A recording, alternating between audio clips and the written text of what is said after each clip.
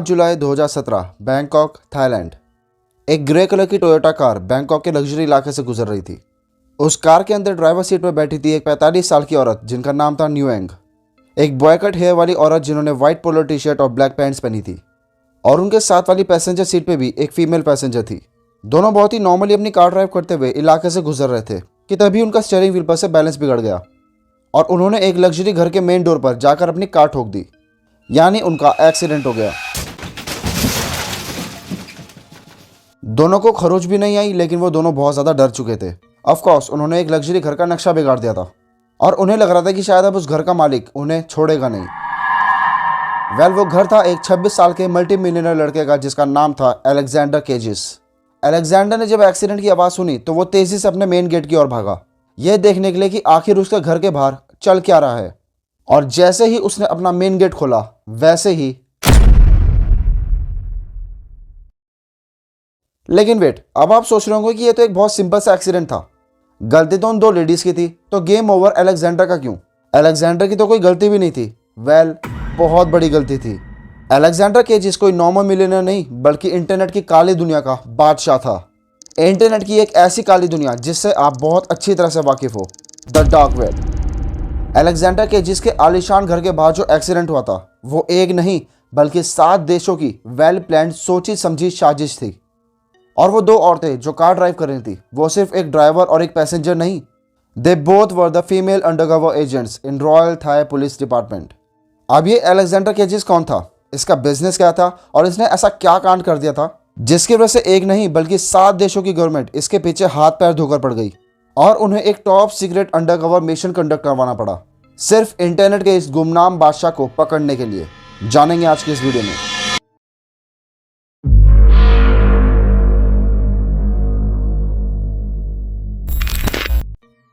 26 साल के अलेक्जेंडर केजिस के पास हर वो चीज़ थी जिसकी हम सिर्फ सपने ही देखते हैं। थाईलैंड में करोड़ों के लग्जरी घर, लग्जरी गाड़ियां और एक बीवी भी थी जो प्रेग्नेंट थी, यानी वो बाप बनने वाला था।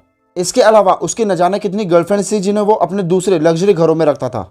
यूएस गवर्नमेंट डॉक्यूमेंट्स के हिसाब से वो एक बहुत ही ब्रिलियंट लड़का था जो कंप्यूटर साइंस, कोडिंग, इंक्रिप्शंस इन जैसे फील्ड्स में माहिर था। लेकिन उसने अपनी इंटेलिजेंस एक ऐसी चीज़ में यूज़ की जिसने उसे नेम, फेम, लग्जरी ये सब तो दिलवाया, लेकिन सिर्फ कुछ ही वक्त के लिए।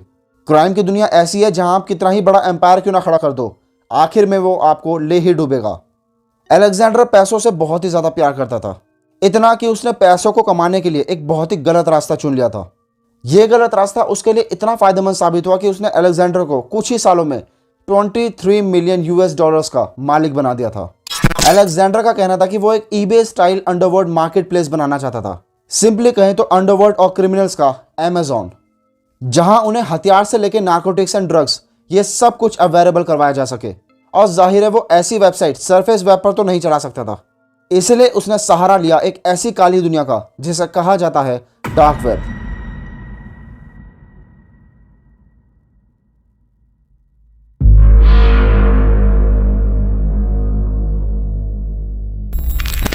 अब शायद मुझे ये बताने की जरूरत नहीं है कि आज जो इंटरनेट आप यूज करते हो उसमें कितना डेटा मौजूद है। मतलब आप खुद ही सोच कर देखो, क्या कुछ नहीं है इंटरनेट पर। हर वो चीज़ जो आप सोचते हो उसकी इंफॉर्मेशन आपको इंटरनेट पर जरूर मिल जाएगी। लेकिन क्या आप जानते हो कि जो इंटरनेट आप यूज करते हो, जो आप एक्सेस कर पाते हो, वो एक्चुअल इंटरनेट का सिर्फ 5% ही है। यानी आप सिर्फ 5% डेटा को ही एक्सेस कर पाते हो। ये बिल्कुल एक आइसबर्ग की तरह है। जो आपको सरफेस पे दिखाई दे रहा है वो है surface web. Google, WhatsApp, Insta, Facebook, हर वो चीज़ जो आप एक्सेस करना चाहते हो और जो कर पाते हो वो सब सरफेस वेब का ही पार्ट है। बाकी का बचा हिस्सा जो आपको दिखाई नहीं देता वो है डीप वेब, यानी वो डेटा जो आप एक्सेस नहीं कर सकते। आपके account passwords, bank information, encryptions, ये सब कुछ डीप वेब का ही हिस्सा है। उसके और नीचे जाओगे तो आप एक ऐसी काली दुनिया में पहुंचोगे जहां लिटरली आप कुछ भी कर सकते हो, कुछ भी खरीद सकते हो, कुछ भी बेच सकते हो। लिटरली जहां तक भी आपकी सोच जाती है वहां तक की चीजें आप यहां पर कर सकते हो। और इसी काली दुनिया का नाम है डार्क वेब। अब डार्क वेब पर क्या क्या घिनौनी चीजें होती हैं ये मैं आपको इस वीडियो में नहीं बताऊंगा, वरना वीडियो का टॉपिक ही चेंज हो जाएगा। बस आप इतना समझ लो कि अगर आप डार्क वेब को एक्सेस करना भी चाहो तो आप अपने नॉर्मल ब्राउजर से उसे एक्सेस नहीं कर सकते। डार्क वेब को एक्सेस करने के लिए आपको एक स्पेशल ब्राउजर की जरूरत होती है। लाइक टॉर ब्राउज़र या फिर उसे आप अनियन ब्राउज़र भी कह सकते हो। जैसे अनियन में काफ़ी सारी लेयर्स होती हैं, वैसे ही टॉर ब्राउज़र भी आपके डेटा को काफ़ी सारे लेयर्स ऑफ सर्वर से बाउंस करवाता है, जिसकी वजह से आपका डेटा ट्रैक नहीं किया जा सकता। और ऊपर से यहाँ पे जो वेबसाइट्स होती हैं वो भी काफ़ी सारे पासवर्ड्स और इंक्रिप्शन से प्रोटेक्टेड होती हैं, यानी आप यहाँ बहुत ही एनोनिमसली रहकर कुछ भी कर सकते हो। और इसी वजह से टॉर ब्राउज़र और डार्क वेब क्रिमिनल्स और ड्रग माफिया का फेवरेट अड्डा है। और ऊपर से ये क्रिमिनल्स यहाँ जो भी मनी ट्रांसैक्शन करते हैं वो भी क्रिप्टो करेंसीज में की जाती हैं, जो खुद में ही एक अनट्रेसेबल करेंसी है, यानी यहाँ उनका डेटा और उनकी आइडेंटिटी पूरी तरह से सुरक्षित है। लेकिन टॉर ब्राउज़र को आप सेफ समझने की गलती बिल्कुल भी मत करना, क्योंकि जैसा मैंने अभी आपको बताया, डार्क वेब क्रिमिनल्स का अड्डा है। यहाँ ऐसे ऐसे हैकर्स 24 घंटे एक्टिव रहते हैं जो आपकी एक छोटी सी गलती का इंतजार करते हैं, और जैसे ही आपने वो छोटी सी गलती की, वहां आपके सारे डेटा का दिवाला निकल जाएगा और आप ना यहाँ के रहोगे ना कहीं और के। अलेक्जेंडर केजिस ने भी अपने काले धंधे को चलाने के लिए डार्क वेब को चुना, क्योंकि ऑब्वियसली यहाँ वो बहुत ही सेफली अपने धंधे को मॉनिटर कर सकता था। और जो वेबसाइट वो बनाना चाहता था, उस eBay style market place website का उसने नाम रखा अल्फाबे।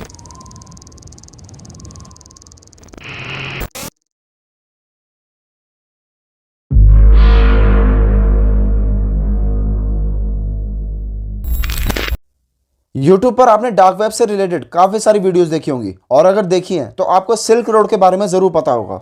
सिल्क रोड डार्क वेब का एक ऐसा काला बाजार था जहां बिटकॉइंस और इथेरियम जैसे मीडियम का इस्तेमाल करके सेलर्स और बायर्स कुछ भी खरीदा और बेचा करते थे। कुछ भी से मेरा मतलब है कुछ भी, ह्यूमन ऑर्गन से लेके ऐसे ऐसे नार्कोटिक्स एंड ड्रग्स जिनका आपने कभी नाम भी नहीं सुना होगा। क्रिमिनल्स और माफिया यहाँ सब खरीदा और बेचा करते थे। सिल्क रोड 2011 में डार्क वेब पर लॉन्च किया गया था, और ये डार्क वेब का अब तक का सबसे बड़ा और कंट्रोवर्शियल काला बाजार रह चुका है। और आप ये सुन के हैरान रह जाओगे कि इतने बड़े काले बाजार के धंधे को रॉबर्ट उल्ब्रिच जैसा बंदा अपने सिर्फ लैपटॉप की मदद से ऑपरेट किया करता था। सिल्क रोड ड्रग माफिया और क्रिमिनल्स का दूसरा घर बन चुका था। इसके बढ़ते कस्टमर्स और बढ़ते क्रिमिनल एक्टिविटीज को देखते हुए 2014 में एफबीआई ने इसे पूरी तरह से टेक डाउन कर लिया। लेकिन इसकी पॉपुलैरिटी और डिमांड क्रिमिनल्स के बीच में इतनी बढ़ चुकी थी कि सिल्क रोड के बंद होने के सिर्फ 1 महीने बाद ही सिल्क रोड 2.0 भी लॉन्च कर दिया गया। लेकिन यह ज्यादा दिनों तक टिक नहीं पाया। अब वो कहते हैं ना कि आप किसी की दुकान बंद करवा सकते हो, लेकिन एक आइडिया को खत्म कभी नहीं कर सकते। और इसी आइडिया के ऊपर बाद में काफी सारे प्लेटफॉर्म्स डार्क वेब के ऊपर लॉन्च किए गए, जैसे कि एवोल्यूशन, अगोरा, सिल्क रोड 3.0 और हांसा मार्केट। प्लेटफॉर्म्स तो बहुत आए, लेकिन सिल्क रोड को टक्कर कोई भी नहीं दे पा रहा था। और इसी बीच एंट्री होती है हमारे स्टोरी के मेन कैरेक्टर की, यानी अलेक्जेंडर केजिस की। अलेक्जेंडर ने अल्फाबे नाम की वेबसाइट डार्क वेब के ऊपर जून 2014 में लॉन्च कर दी थी, by the user name alpha O2। जी हाँ, अलेक्जेंडर ने अपना नाम बदलकर अल्फा O2 रख लिया था, और इसी नाम से वो पूरे अल्फाबे वेबसाइट को ऑपरेट किया करता था। दिसंबर 2014 में अल्फाबे लोगों के लिए पब्लिक कर दिया गया, और इसके लॉन्च होते ही मानो जैसे क्रिमिनल्स और ड्रग माफिया के हाथों में जैकपॉट लग गया हो। धीरे धीरे अल्फाबे ड्रग माफिया और क्रिमिनल्स को ऐसी ऐसी चीजें सप्लाई करने लग गया जो उस वक्त और कोई वेबसाइट कर ही नहीं रही थी। दुनिया भर से क्रिमिनल्स और ड्रग माफिया अल्फाबे की तरफ खींचे चलने आने लगे, because of their service and security. अब अल्फाबे की तरफ से सिक्योरिटी उनके लिए सबसे इंपॉर्टेंट थी, और इसलिए उन्होंने अल्फाबे पर ह्यूमन ट्रैफिकिंग और ह्यूमन ऑर्गन से रिलेटेड कुछ भी बेचना बंद कर दिया, ताकि रशियन गवर्नमेंट की नज़र उन पर ना पड़ जाए। यानी कि अब ड्रग्स, नार्कोटिक्स एंड वेपन्स की दुनिया में अल्फाबे एक सबसे बड़ा मार्केट प्लेस बन चुका था। 2015 आते आते अल्फाबे अगोरा को पीछे छोड़ते हुए डार्क वेब का सबसे बड़ा और प्रॉफिटेबल मार्केट प्लेस बन गया। अल्फाबे की वेबसाइट किसी अमेजोन या फ्लिपकार्ट की तरह अपने कस्टमर्स को smooth and safe service provide करती थी। सिक्योरिटी की बात करें तो किसी भी देश की गवर्नमेंट अल्फाबे के मालिक यानी अल्फा O2 को तो छोड़ो, किसी बायर या सेलर तक को नहीं पकड़ पाई। और 2016 आते आते अल्फाबे पर करीब 3 लाख से भी ज्यादा एक्टिव यूजर्स हो चुके थे, और इसका रेवेन्यू भी आसमान की ऊंचाइयों को छूने लगा था। लेकिन तभी अल्फाबे का ओनर यानी अलेक्जेंडर केजिस अब रिटायर होना चाहता था, इसलिए उसने अपना नाम अल्फा O2 से बदलकर सिर्फ एडमिन रख लिया, और उसने किसी भी बायर या सेलर से डायरेक्ट कांटेक्ट में आना भी बंद कर दिया।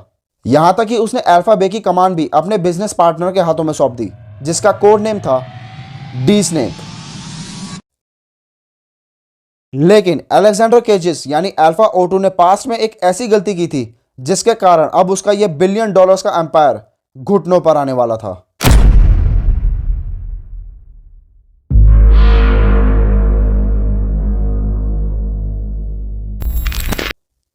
अल्फाबे को टेक डाउन करने के लिए एक नहीं बल्कि 7 देशों की गवर्नमेंट लगी थी, लेकिन अल्फाबे इतना सिक्योर था कि अब तक उसका एक बायर या सेलर तक भी उनके हाथ नहीं आया। लेकिन तभी एक अननोन पर्सन डीईए यानी ड्रग इन्फोर्समेंट एजेंसी के एक सीनियर ऑफिसर जिनका नाम था मिलर, उनको एक मेल भेजता है। वो अननोन पर्सन मिलर को बताता है कि वो अल्फा बे का एक पुराना कस्टमर है और उसके पास अल्फा O2 से जुड़ी बहुत ही खास जानकारी है। और साथ ही साथ वो ये बताता है कि शुरुआत में अल्फा बे के कस्टमर्स को अल्फा बे की तरफ से एक वेलकम ईमेल आता था जिसके मेटा डेटा में अल्फा O2 का ओरिजिनल मेल एड्रेस था, जो था pimp_alex_91@hotmail.com। ये एक छोटी सी टिप अल्फा बे के पूरे एम्पायर को घुटनों पर लाने वाली थी। मिलर को जैसे ही ये ईमेल एड्रेस मिला तब गवर्नमेंट ऑफिशियल ने इंटरनेट को पूरी तरह से छानना शुरू कर दिया उस ईमेल एड्रेस की जानकारी निकालने के लिए। और जल्दी ही उन्हें एलेक्स की एक डेटिंग प्रोफाइल इंटरनेट पर मिल गई जिसमें उसका नाम था अलेक्जेंडर केजिस और उम्र थी 26 साल। तो देख रहे हो, सिर्फ एक छोटी सी गलती से, सिर्फ एक ईमेल एड्रेस की मदद से अल्फा बे का बिलियंस ऑफ डॉलर्स का एम्पायर अब मिट्टी में मिलने वाला था। इस एक ईमेल एड्रेस की मदद से डीईए और एफबीआई को अलेक्जेंडर का लिंक्डइन अकाउंट और यहां तक कि उसका ऑफिशियल एड्रेस भी मिल गया था। अब बस इंतजार था तो अल्फा बे के पीछे के मास्टरमाइंड को सही मौके पर पकड़ने का।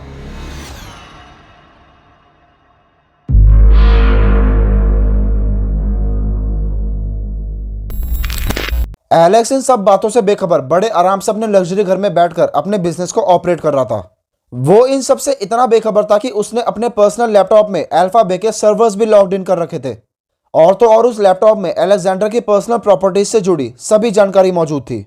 एलेक्स के इस काले धंधे ने एक नहीं बल्कि 7 देशों के नाक में दम कर रखा था। और जैसे ही डीईए और एफबीआई के पास ये सारी इंफॉर्मेशन पहुंची तो उन 7 देशों ने मिलकर अलेक्जेंडर केजिस को पकड़ने के लिए और अल्फा बे मार्केट को गिराने के लिए अंडरकवर मिशन लॉन्च कर दिया, जिसमें 2 अंडरकवर फीमेल ऑफिसर्स अलेक्जेंडर के घर ड्राइव करती हुई जाती हैं और एलेक्स के घर के मेन डोर पर अपनी कार ठोक देती हैं।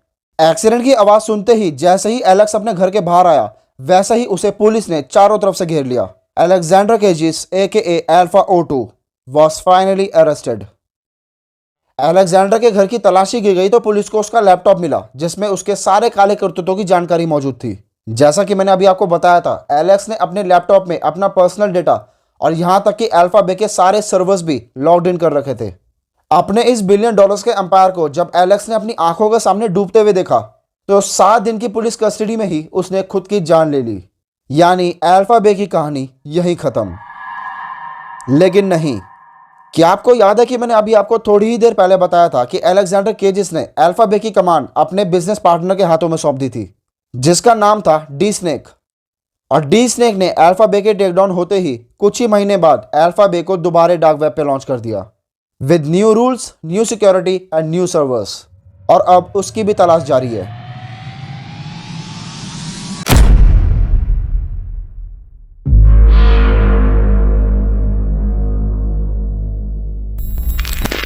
डार्क वेब एक ऐसी जगह है जहां जाने के लिए मैं आपको बिल्कुल भी रिकमेंड नहीं करूंगा। अगर आपको लगता है कि आप टॉप ब्राउज़र का यूज़ करके VPN वगैरह लगाकर सेफली डार्क वेब को एक्सेस कर सकते हो तो आप बहुत ही बड़ी बेवकूफ़ी करने वाले हो। अगेन, यहाँ ऐसे ऐसे खिलाड़ी बैठे हैं जो 24 घंटे आपकी छोटी सी गलती का इंतजार करते हैं और जैसे ही आपने वो गलती करी आपका डेटा, पर्सनल इंफॉर्मेशन और आपकी आइडेंटिटी, यहाँ तक कि आप खुद भी ना यहाँ के रहोगे ना वहाँ के। इसीलिए never ever try to use dark web. इन सब चीज़ों से जितना दूर रहोगे आपके लिए उतना ही सही है। Normally Facebook, Insta, WhatsApp, Google ये सब चलाओ यार, फालतू के लफड़ों में क्यों ही पड़ना। वेल, आज के लिए इतना ही। अगर आपको वीडियो सच में पसंद आई होगी तो यार एक लाइक ज़रूर कर देना और कमेंट करके बताना कि आपको नेक्स्ट वीडियो किस टॉपिक पे चाहिए। Over and out.